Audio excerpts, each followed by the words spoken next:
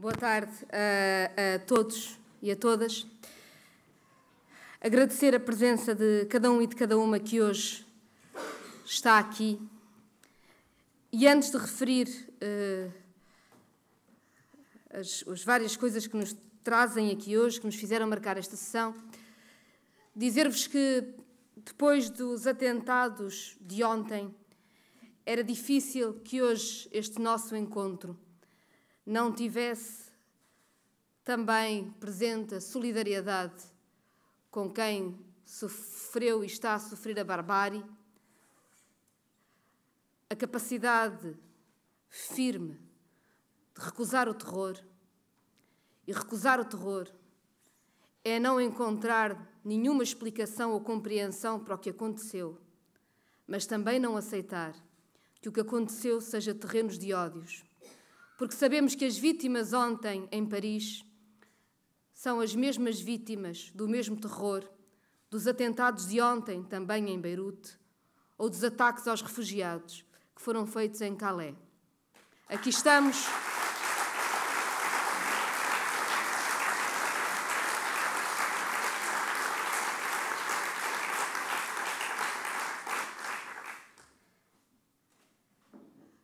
Aqui estamos sem palavras para o terror que encontramos, mas também sem nenhuma hesitação em recusar quem quer aproveitar o terror para semear ódios.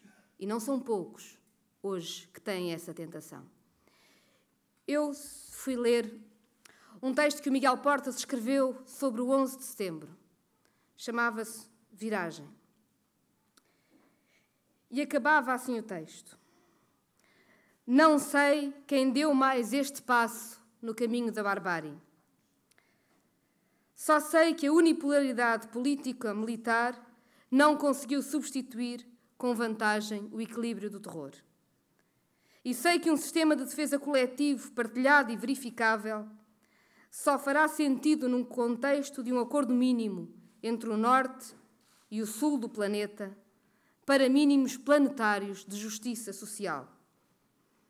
Se não existir destino para o Sul, o 11 de setembro entrará na história em vez de ter ficado para a história. E hoje sabemos que o que Miguel Portas temia, de facto, aconteceu. E, portanto, hoje, e mais uma vez, quando estamos, como dizia o Miguel, estuporados, assim estamos, vendo e revendo as imagens, é bom lembrar os conselhos que nos deixava também o Miguel. Convém respirar fundo, contar, 1, 2, 3 e raciocinar. Compreender não é aceitar nem desculpar. É criar as condições para se acertar. Porque para lá da irracionalidade há uma desesperada busca de sentido num mundo que deixou de fazer sentido. Os raciocínios simples dos cães raivosos não querem compreender as causas da terrível incerteza que vivemos e do terrível terror de que todos somos vítimas, de que se foi vítima em Paris, como em Beirute, como em Calais, como tem sido na Síria e em tantos locais neste mundo. E se calhar hoje, que é um dia duro para aqui estarmos, porque tínhamos pensado fazer esta sessão de uma outra forma, este é também um dos temas do que nos deve fazer pensar do que é o caminho destas presidenciais. As eleições presidenciais não são um concurso de lugares comuns sobre a beleza da Constituição ou os valores da democracia. As eleições presidenciais e a sua campanha são o caminho para se pensar muito concretamente quais são os desafios com que o próximo Presidente da República vai ser confrontado e quais são as respostas que terá de dar. O momento tão cruel, com os crimes hediondos a que assistimos ontem, que temos assistido, é um momento que nos faz lembrar dessas responsabilidades. E por isso também vos digo, que é bom que nesta campanha possamos contar com quem ainda há tão pouco tempo veio dos países árabes, onde esteve a falar da paz e dos refugiados, com quem nunca faltou a discutir estas questões, com quem nunca se arrastou por caminhos fáceis e também nunca mostrou nenhuma tolerância para com o terror. Sim, nesta campanha entram as mudanças terríveis que o mundo está a atravessar. Entram certamente os conflitos terríveis com que somos hoje confrontados. Tem também de entrar a serenidade de quem sabe que o respeito pelos direitos humanos e que quem sabe que hoje quem foge do mesmo terror a que assistimos ontem, pode trazer a esta campanha. E é por isso também muito importante que a Marisa Matias esteja a fazer este percurso.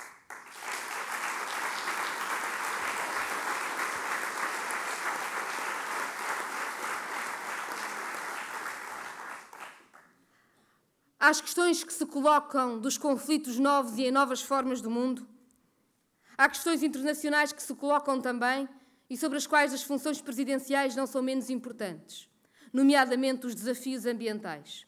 E sabemos que sobre estes é também a Marisa a pessoa mais bem preparada em Portugal, porque é aquela que não só estudou os desafios do ponto de vista académico, mas como quem esteve nos ativismos internacionais e nas responsabilidades políticas para estudar o que se passa e o que tem de ser feito.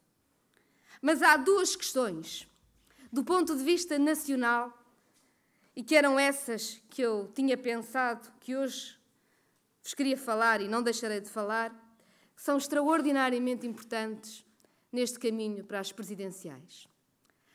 São as questões da democracia e da soberania. São duas questões que estão intrinsecamente ligadas uma à outra. Porque o espaço da democracia é hoje o espaço da nação e, portanto, se não houver condições de soberania do nosso país, a democracia vale zero. Mas também é verdade que no momento em que há reconfiguração institucional a nível europeu e internacional, que ataca a capacidade de decisão de cada país, só ativando a democracia se pode defender esse espaço da soberania que é o nosso país. Estas questões não são de sumenos importância e nos últimos tempos ficaram à vista de todos e de todas com a forma como o Presidente da República, Cavaco Silva, falou da situação que o nosso país atravessa e das soluções políticas que há para o país. Queria falar-vos de esperança, mas antes acho que devemos olhar, como dizia o Miguel, para o que é o contra-exemplo do Presidente da República, para percebermos as decisões que terá de tomar o próximo Presidente da República e as razões reforçadas para a Marisa Matias ser a pessoa certa nessas tarefas. Quando o Cavaco Silva decidiu enunciar todos os compromissos internacionais do Estado português, exceto a Constituição, para definir as soluções políticas para o país, ficámos a perceber a dimensão do problema. Quando Cavaco Silva ousou mesmo referir como um compromisso internacional que o país terá de cumprir, mais uma vez sem nunca sequer ter referido a Constituição, o Tratado Transatlântico, que é um acordo comercial entre a União Europeia e os Estados Unidos da América, que está a ser negociado, mas que ainda nem sequer existe, e que o próprio governo alemão fez chegar ao governo americano o seu repúdio pelo secretismo em que está a ser negociado, significa que quem está em Belém neste momento diz zero à democracia e diz zero à soberania.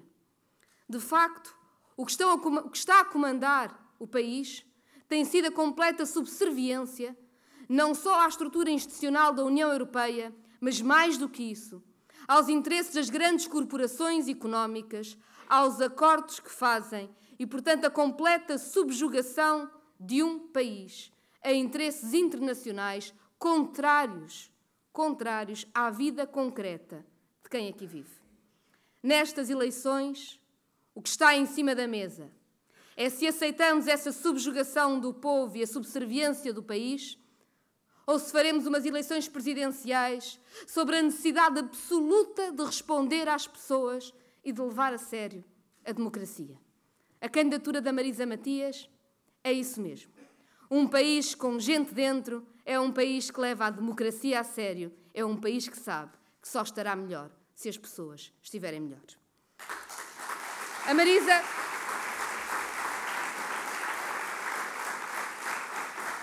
A Marisa conhece como ninguém estas questões.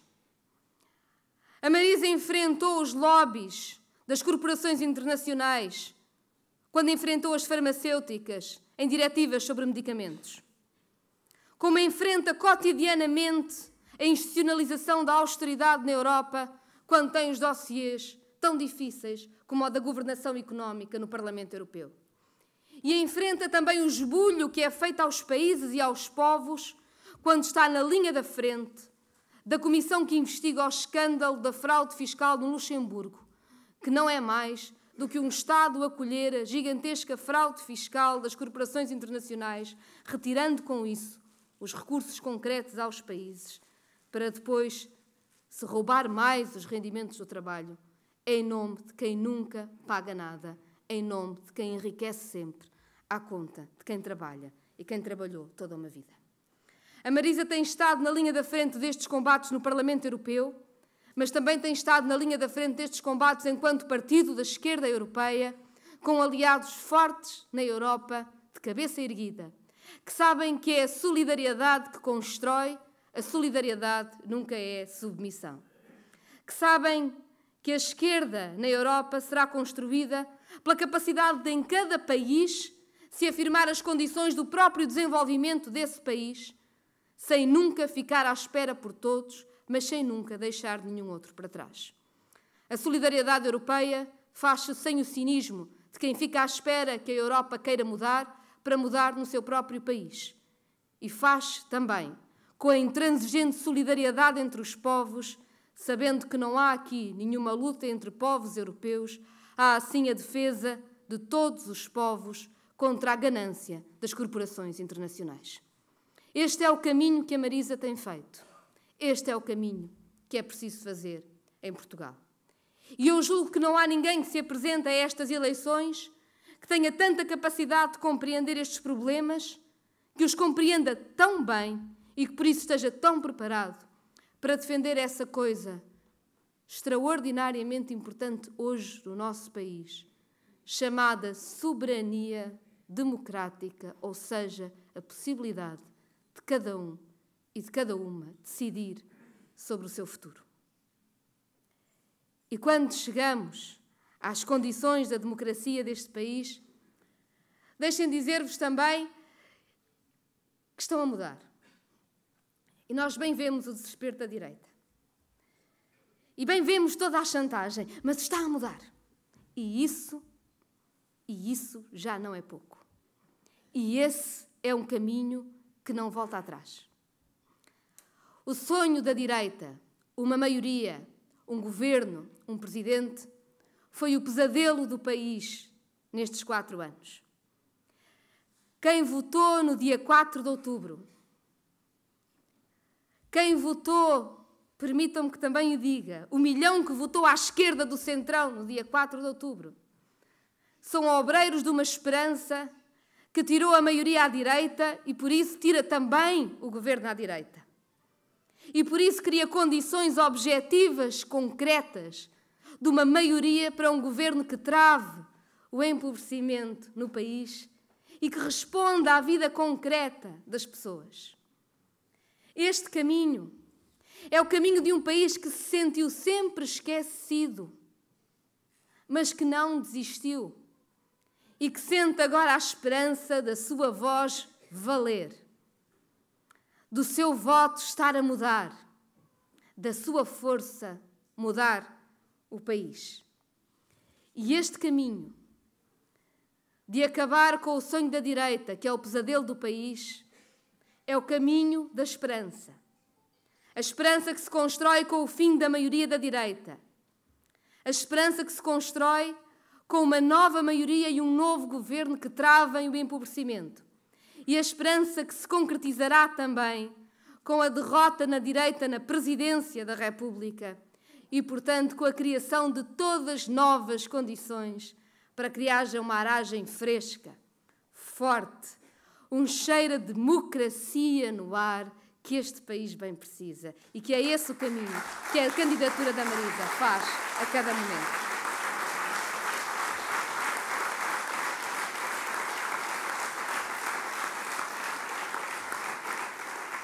Não queria tomar-vos muito mais tempo. A mim hoje cabe-me um papel especial. Esta sessão para mim é particular. Estão connosco hoje duas pessoas, o Miguel Guedes e o António Capelo, com quem eu tenho partilhado há muito tempo tantas lutas. Porque como estão todos os que aqui estão, como é a nossa vida, sabemos que as lutas que fazemos são feitas de tantas formas e não são feitas só dentro do Bloco.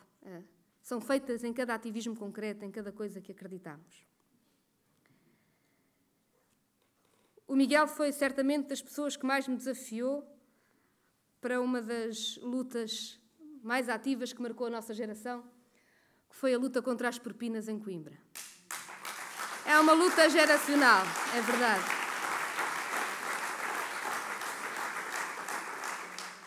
E eu hoje lia num jornal, com uma certa ironia, mas que é bem verdade, que talvez o que aflige a Cavaco Silva seja saber que boa parte da mudança que está a sofrer o país é feita pela geração que foi formada politicamente na oposição a Cavaco Silva, primeiro-ministro.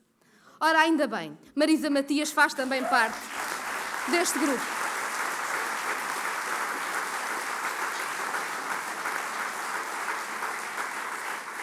Somos, sim, a geração que cresceu com Cavaco Silva a responder com autoritarismo e com polícia a toda a contestação. Somos a geração que cresceu com Cavaco Silva a acabar com a gratuitidade do acesso à educação. E somos, por isso, também parte do número de gerações que hoje se aliam porque não aceitaram o discurso da direita de pôr geração contra geração. Somos também a geração que sabe que as gerações não se substituem, que se acrescentam e que iremos derrotar Cavaco Silva e a sua política mesquinha para este país. É por isso que estamos hoje todos aqui. Mas dizia eu que hoje me cabia um papel especial. Hoje cabe-me apresentar o mandatário nacional da Marisa Matias nesta campanha eleitoral. E se calhar não será novidade para ninguém que o mandatário nacional desta campanha é alguém que nos diz muito a todos, que me diz muito a mim. É alguém com quem partilho as lutas cotidianas e diárias, de quem sabe que um país que se leva a sério é um país que tem a cultura no centro, porque é um país que se pensa e que se reinventa. E num país em que tanta gente tentou tantas vezes que os artistas ficassem na posição de pedintes subservientes ao poder, há exemplos de quem teve sempre a voz certa no momento certo, com toda a coragem. E uma dessas pessoas, e uma dessas vozes, com quem eu tanto aprendi, é o António Capelo. E é um imenso orgulho que ele seja o mandatário nacional da Marisa Matias.